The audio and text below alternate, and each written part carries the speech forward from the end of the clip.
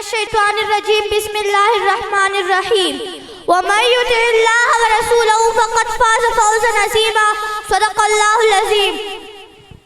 شاعر کہتا ہے مومن جو فدا نقش قدم پاک نبی ہو، مومن جو فدا نقش قدم پاک نبی ہو زیر قدم آج بھی عالم کا حزینہ۔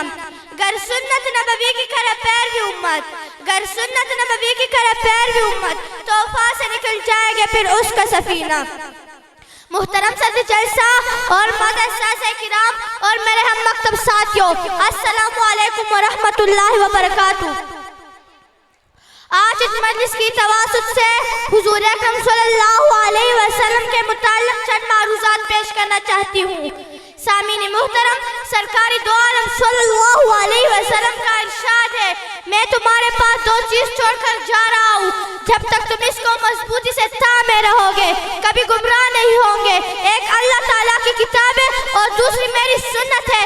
چنانچہ اس وقت مسلم دین اپنے محسن رحمت العالمین پیغمبر صلی اللہ علیہ وسلم کے مبارک فرمان یکسر فراموشی کر چکے ہیں، جس کے نتیجے میں امت مسلم بدعت و ضلالت کے شکنجے میں جکڑے ہوئے ہیں۔ مسلمان جو حکمرانی کے حقدار تھے محکومیت و بدترین درجے فائز ہوئے۔ ترک سنت کی نحوست میں بدولت مسلم ممالک باہم دست و گربی آئے، مہنگائی قطع سالی کا شکار ہے۔ صرف بات اس سکتر محدود نہیں بلکہ اس عظیم و کریم پیغمبر نے اونٹ میں دان مبارک شید کروائے گئے، ساتھ میں کوڑے کھائے، پشت مبارک پر اونٹ چڑیا ڈالی گئی، مکہ مکرمہ سے نکال دی گئی۔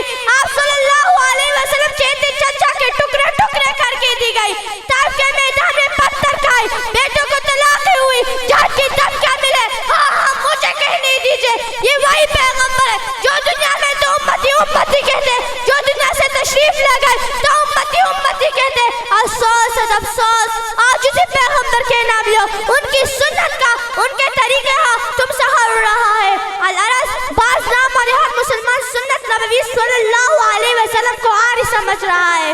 سامعین محترم، تاریخ کی کتاب میں لگا کے مشرکین و کفار صحابہ کرام رضی اللہ تعالیٰ عنہ کے پاس آ کر یہ فرمائش کرتے ہیں کہ ہمیں وہ کتاب دکھاؤ جو تمہارے نبی پر نازل ہوئے۔